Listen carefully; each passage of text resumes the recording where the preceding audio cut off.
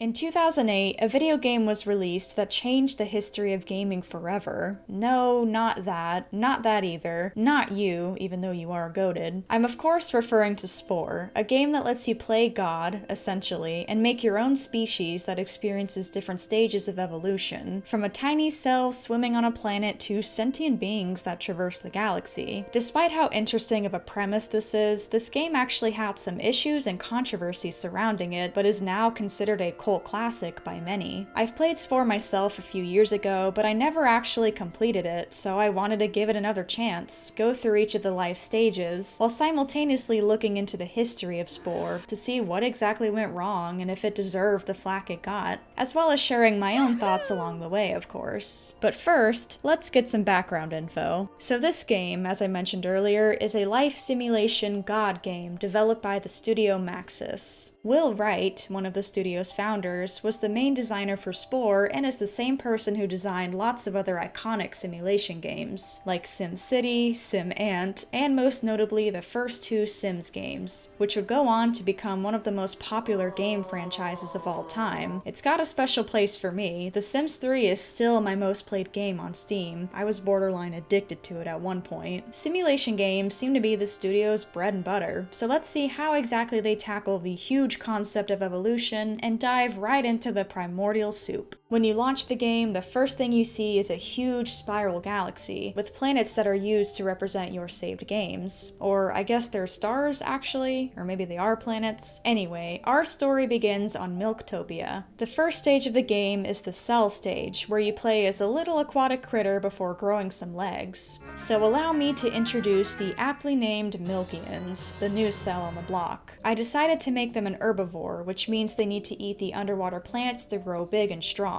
In this stage, and the next as we'll soon see, you earn DNA points. With these points, you can enter the cell creator, where you can change their design, and more importantly, add new body parts, like little tails to increase your swimming speed, or big, meaty claws to eat your foes. And new body parts can be found while you're swimming around in the primordial soup. The Milkians might be herbivores, but peace is sometimes not an option, so I did eventually give them 2 spikes on either side for protection. They could kinda do a little spin attack on other cells trying to eat them or steal the food. After growing even bigger, adding some important upgrades, and narrowly avoiding death numerous times, the Milkian has now grown a little brain. This means your species is now closer to gaining sentience, and is now ready to evolve into a land critter. You can actually keep playing in each stage as long as you want before progressing, so I swim around a little bit more, soaking it all in, literally. But I knew it was time for the Milkians to progress as a species. Before moving on to the next stage, the game shows you a timeline of the actions you, or your creature, took. It shows the new parts you added, the amount of food they ate, their kill count, and also shows an image of the creature each time they got changed. This stage was a lot of fun. In the grand scheme of things, it's definitely the shortest, but I think it's a nice start to the game nonetheless. The first time I played Spore, I thought it'd be cool if there was an option to stay as a sea creature instead of going on land. But funny enough, there was going to be an aquatic stage, and it looks like it would have been so cool. I don't know what it is about underwater cities, but I eat it up every time. For whatever reason, probably because of time and/or money, this stage did not appear in the final game. Wright himself said that this would eventually be added as an expansion pack, but that never happened, sadly. We'll put a pin in that for later, but the cell stage is still pretty epic. It's now time to enter the creature stage, featuring the creature, which is really where the fun begins in my opinion. The Milkians are now on land, and they'll need some new features to prepare them for this very big change, like legs and feet.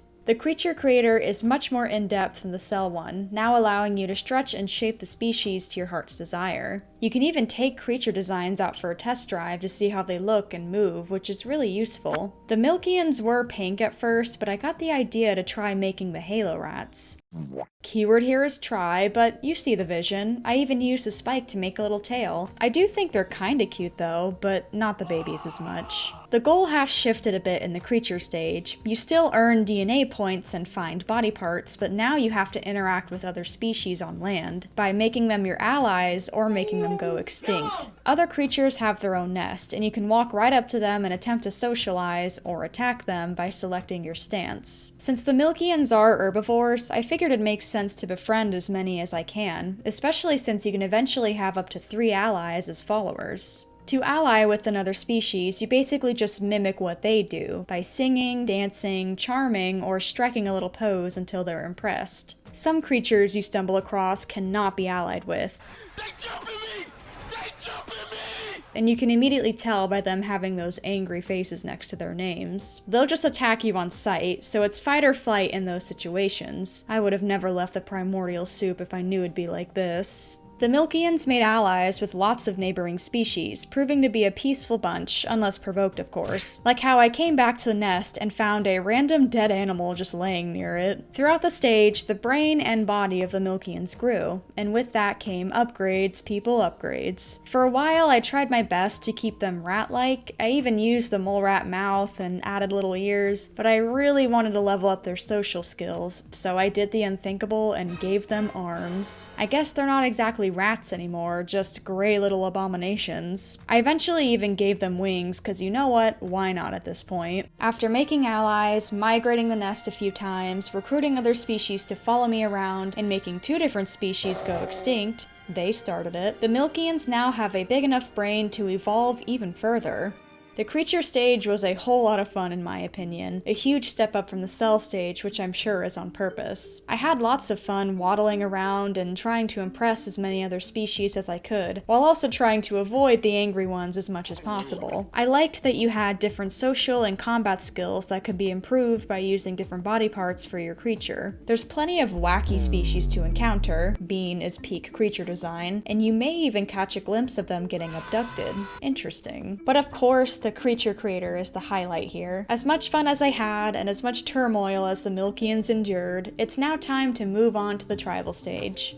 This stage really shakes things up a bit. We see an intro cutscene of the Milkians doing a 2001 A Space Odyssey reference, meaning they're basically little people now. Instead of a nest, you now have a tribe, where you can add different huts, like one that has fishing poles or didgeridoos, and assign different roles or jobs to each member of the tribe, with one of course being the chief. Like the creature stage, you can ally other tribes or conquer them. Once again, the Milkians chose the more diplomatic route by befriending all 5 of the surrounding tribes. You can do this by first bringing the tribe a gift, because bribery, and then you have to impress them with your music. Each time you successfully become allies with the tribe or conquer them by burning their main hut and killing them all, you earn a totem, which is kind of like the equivalent of the DNA points from before. It unlocks new huts and outfits for the tribe members. Instead of controlling one creature at a time like the previous stages, you now take control of up to 12. The tribal stage essentially becomes a real-time strategy game, which could be good or bad depending on what type of games you like. Anywho, the Milkians started off small but good. They domesticated some creatures and allied with a nearby tribe, but then 2, count 'em 2, tribes raided them back to back, and the Milkians were cooked, as the kids would say. Luckily, this is a video game, so they got a second chance, and this time I made sure to do some more planning, adding a hut with some weapons just in case it happened again, and level up their combat and social skills. Now, I was so mad at first. I really considered getting all of the Milkians to become warriors to get sweet revenge on them, but I thought it might be best and easiest to try befriending these tribes instead, but they will never forget that fateful day, trust me. I figured if I befriend each one before they try attacking, then I won't have to worry about raids anymore. After coming to this realization, the Milkians allied with all 5 of the neighboring tribes, with their own species growing and flourishing after each friendship was formed. I think they only had 1 raid happen, and of course animal stealing food, but aside from that, they thrived, and before I knew it, it was already time for them to become civilized creatures. I enjoyed the tribal stage a lot more than I thought I would. Maybe I secretly love micromanaging or being a control freak, but I did enjoy assigning jobs and roles to each Milkian. Plus, as I mentioned earlier, it sort of turns into a strategy game, which is a genre I haven't played too much of, but I thought it was a cool way of shaking up the game. Like last time, you still decide how you want to deal with the other tribes, but you now have the added layers of controlling multiple creatures at once, and making sure each one is put to work by being gatherers, having a healer, warriors, or a didgeridoo player. If you don't really care for games like that, then I could understand getting a little turned off by this, but it's really not too complicated. Believe me, I'm not all that great at games, especially ones that require strategy, but even I had a blast. I struggled slightly in the beginning, but I got the hang of it pretty quick. Also, a small detail, but I saw little speech bubbles with images appearing over the Milkians a lot. It's very Sim-esque, and I love it. There's even a plumb bob. The one thing I regret is not really improving on their design, because after you leave the creature stage, their design becomes permanent for the rest of the game. I do miss the creature creator. I wish we could still use it to make some changes. I mean, you can give them outfits now, which is kinda cool, but I often forgot it was even a feature. But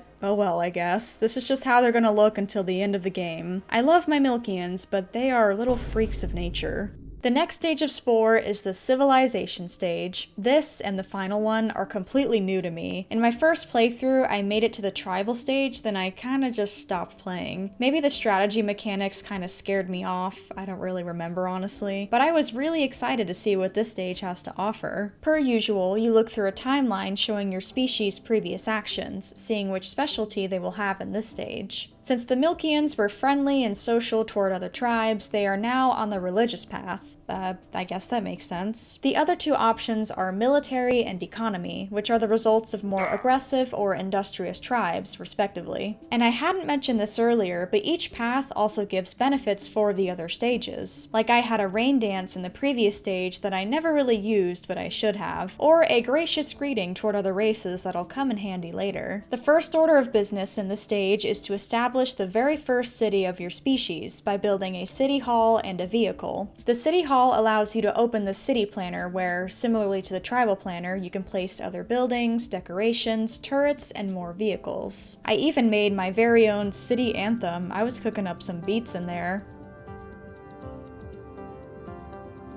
You get to design all of the buildings yourself, which I had a blast with, of course. The designs I did are very much inspired by Cheydinhal from Oblivion. The homes can increase the population of each city, the factories of course bring in those sweet spore bucks, the currency of this stage and the next, and entertainment buildings bring happiness for the residents. The vehicles, on the other hand, are used to gather spice and interact with the other cities. Yo, holy shit, he dead! Also, like the tribal stage, it's still a real-time strategy game. There's kind of a lot going on, but essentially there's other nations of the same race on the planet who are inevitably going to build their own cities, so the player must take control of all 10 of them. If you have the religious specialty, like I do, then you convert the other cities. Military cities capture them by force, and economic cities can buy them. With each city you conquer, it's important to watch their happiness and defense levels, because both of these help greatly with attacks, whether it's by another nation or a huge creature. After their first city was completed, the Milkians set out to gather some spice and interact with the other nations appearing on the map. Some of the dialogue options here are hilarious, like saying, "Your people are descended from limbless space slugs," despite them all being the same race. I thought allying with each nation could maybe lead to an easier conversion process, you can even bribe them with money, but I don't really think so. Trying to convert one of their cities is going to make them mad no matter what, so I kind of gave up on that for a while. After adding a factory to the main city, the spore bucks began flowing, more vehicles were built, and after a few failed attempts and attacks, the first city was successfully converted, kicking the Orange Nation off the map entirely. The third city I converted was actually a military one, so I decided to keep it that way since I figured it could be useful to have both types. After taking the city though, the Blue Nation who owned it before declared war, and this would pretty much last until the end of the stage. But one by one, I took the Blue Nation's cities, even capturing one by military force, and yeesh, it was tough. They each had lots of protection, and since we were at war, they attacked my cities constantly, but I made sure to keep each one well fortified.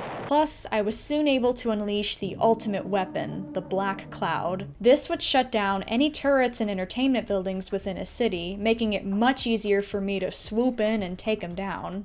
After lots of time, destroyed vehicles, and Milkian lives lost, the Blue Nation was finally off the map and the war was over. Only the Red Nation was left, but funny enough, I was now able to use the ability Fanatical Uprising, which means I immediately captured the final cities all in one click. This now means that all of the cities are unified, so now it's time to head to the stars. I'll admit something, I actually wasn't really liking the stage at first. It was pretty difficult trying to convert cities in the beginning, since I didn't have too many vehicles at my disposal. And I certainly should have converted some of these cities way sooner, since most of them ended up getting a crap ton of protection, but it was my first time playing the stage, so you live and learn. After yoinking my first 2 or 3, I definitely better understood how to play the stage. I started to really get in the groove of building up my cities, getting more vehicles, and using my abilities. It became much easier to grab each neighboring city one by one, and I feel like before I knew it, the stage was already over. I'm a little mixed on it though, because the struggle was so real at the beginning, but I did have fun taking cities by the end, so I guess overall it's pretty good. I also enjoyed designing buildings and decorating each city, so there's something I suppose. I still prefer the previous stages, but this one has its own charm for sure. Well, without further ado, it's time to get into the final stage of Spore. Now that the Milkians have unified under a single religion, and those who opposed were eliminated, the only place to go is up. The 5th and final stage in Spore is the space stage. First things first, you gotta build a spaceship for your species to travel in. For the Milkians, I designed the Pillar of Winter, because I'm totally original, which is the perfect ship to cruise around in and hopefully befriend our peers on other planets with. Unlike the previous stage, you kind of just go back to playing as a single creature, a space cadet ready to take on the galaxy. And funny enough, if you die, they just end up being cloned, so it's like nothing happened, I guess. You can also have ships join your fleet, kind of like having followers in the creature stage. I'd honestly say there's 2 goals now. One is to earn badges by making really big accomplishments, like completing missions, exploring new star systems, or forming alliances. The second is to expand your species across the galaxy by placing new colonies on other planets. When you explore space, you see lots of star systems, each having a few planets within them. Some of these planets might have useful goodies to collect, while others will be a trap set by pirates. You'll also encounter other species, and in the typical Spore fashion, you can choose to become allies or enemies. If you ally with them, then you can set up trade routes and eventually be asked to buy their star system from them. If you do the opposite, then, like last time, war will ensue. I learned the ropes on controlling and using the ship on the home planet of Milktopia, like using the brand new abduction beam to pick up an animal and leave it within one of the city's walls, which I may or may not have accidentally dropped a couple. Throughout the space stage, the Milkian space captain was given missions from the homeworld, and since I had decided long ago to make them plant-eating hippies, I decided to make some allies. You can still bribe them like the previous stages, but the quickest way to get on a species' good side is to complete quests for them. There was one species, however, the Nosh Empire, that the Milkians tried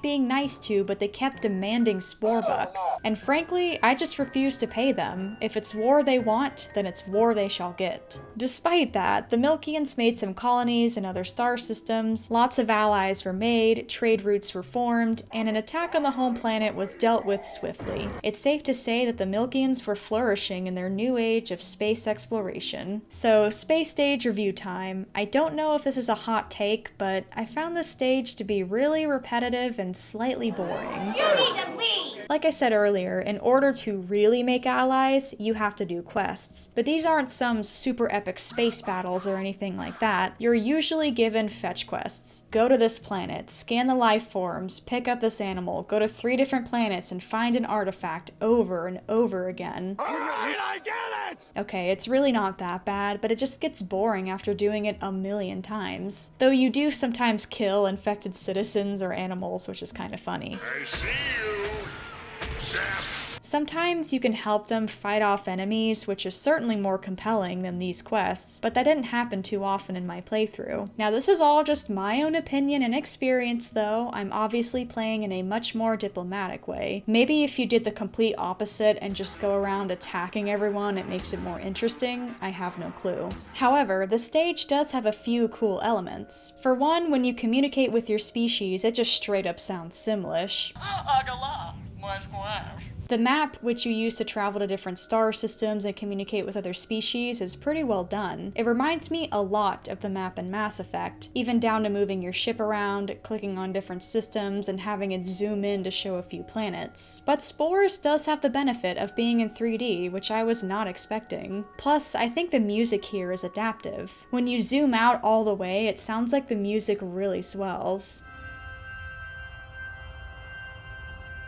I don't know, smaller detail, but I like it. When you visit other planets, you get to see different species that are still in the creature, tribal, and civilization stages. The previous two kind of did this as well, but the space stage really feels like a culmination of each section of the game, minus the cell one, sadly. You can even see crashed spaceships way back in the creature stage. It kind of ties everything together. Overall, the space stage has some neat parts to it, but it really didn't live up to the hype I was building up in my head. This is the endgame, the final frontier for your species, but it just ended up being kind of bland. I don't dislike it though. I think the space stage is just kind of good, kind of close to being meh. For sure my least favorite stage, but I still had a good time nonetheless. Since we've now discussed all of the stages, if I had to rank them from my least to most favorite, I'd say space, civilization, cell, tribal, and creature. Some of them were kinda short and flew by really quick, and the space stage wasn't really my cup of tea, but I had a great time watching the Milkians evolve, and I do appreciate each stage introducing new gameplay mechanics. It really keeps it fresh. It also made me realize how replayable this game is. I'm sure I'll revisit it in the near future and just be a complete menace to society or a middleman capitalist. As I'm sure most of you can tell, the premise of Spore is an incredibly ambitious idea for a video game, which could be pretty easy to fumble. And to be considered a cult classic, that usually means it wasn't very popular at first or got some negative reception. Interestingly enough, it was received pretty well by critics. The game even won an award and did good with sales within the first few weeks, so Spore performed pretty well. However, the fan reception is where the bigger problem lies. At the time, a lot of fans thought the final game underdelivered, not really living up to the hype it was building and missing some of the features that were previously shown. And by shown, I'm referring to the Spore demonstration from 2005, 3 years before its official release. It almost looks like a different game entirely. It's still Spore, but this version of it seems way more padded out, like the cell stage being played in 3D at a later point in the life cycle, other species in the creature stage wandering around more freely, and some cooler looking systems in the space stage, amongst the many other differences I didn't mention or catch, of course. It overall just looks less cartoony and colorful than the final product. A re-upload of the presentation has over 1 million views, and countless comments from people remarking on how much better this version looks compared to actual Spore. And it's clear to see that this was probably the version of Spore that Wright and Maxis wanted, but the final game ended up getting kind of watered down. Most people blame EA for this, the company that published the game, and I mean, yeah, that's probably what happened. And fun fact, there was going to be a Spore movie, but it stayed in development hell for years, and like the aquatic stage, never came to fruition. It was going to be made by Blue Sky Studios, who also made Ice Age, and I weirdly think that would have been the best choice for a Spore movie. So if the final version of Spore didn't exactly live up to the hype, then why is it a cult classic now? I think a big reason for this is that Spore truly is one of a kind. There's really no other game like it, probably because evolution is such a complicated and daunting premise. Plus, Spore is a franchise that EA kind of pulled the plug on. There were a few spin-offs, like Spore Creatures for the Nintendo DS, a mobile game, and even a Dr. Pepper collaboration, which isn't a spin-off, but I wanted to bring up anyway. But there's never been a direct sequel. Maxis doesn't even make games anymore. I think as of recently, they've just been delegated to working on The Sims 4, and Spore was the last game that Wright even designed. Well, actually, he is working on a new game called Proxy. It's still in development, but I wanted to bring it up just so I don't accidentally spread misinformation on the web. Anyways, I guess Spore just kind of has an interesting legacy. Yes, it did disappoint a lot of fans when it came out, yet people are still playing and discussing this game almost 17 years later. I mean, I'm sitting down and making an entire video about it. Nostalgia is a really big part of it, it's a hell of a drug, but I also think it's just a good game. Even though it didn't quite reach its full potential, you can't deny that so much hard work and passion went into it. it. The fact that you can make truly heinous creatures work in this game is impressive. The creative freedom you have to build your very own species and entire civilizations is amazing, and the amount of incredible and cursed designs people have made for creatures, buildings, and vehicles is remarkable. And I forgot to mention it earlier, but you can even use other people's designs, or ones made by Maxis, in your own game using the internet.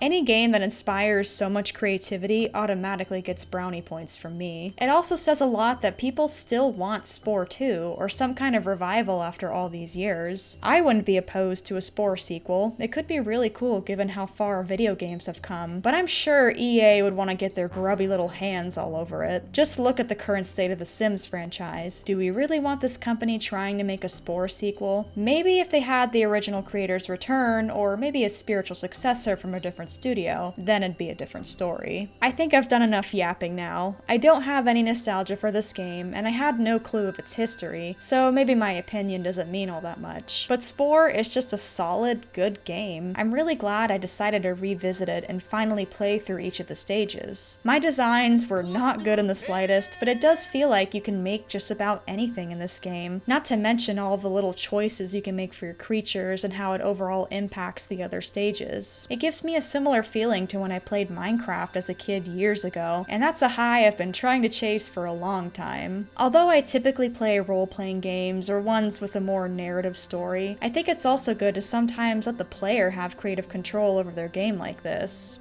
And even though Spore could have been better, it still succeeds in being truly one of a kind. If you haven't played Spore for yourself, then I'd highly recommend trying it out, or even just looking into its development and history. You're missing out on a gem of a game otherwise. There's an endangered species right there.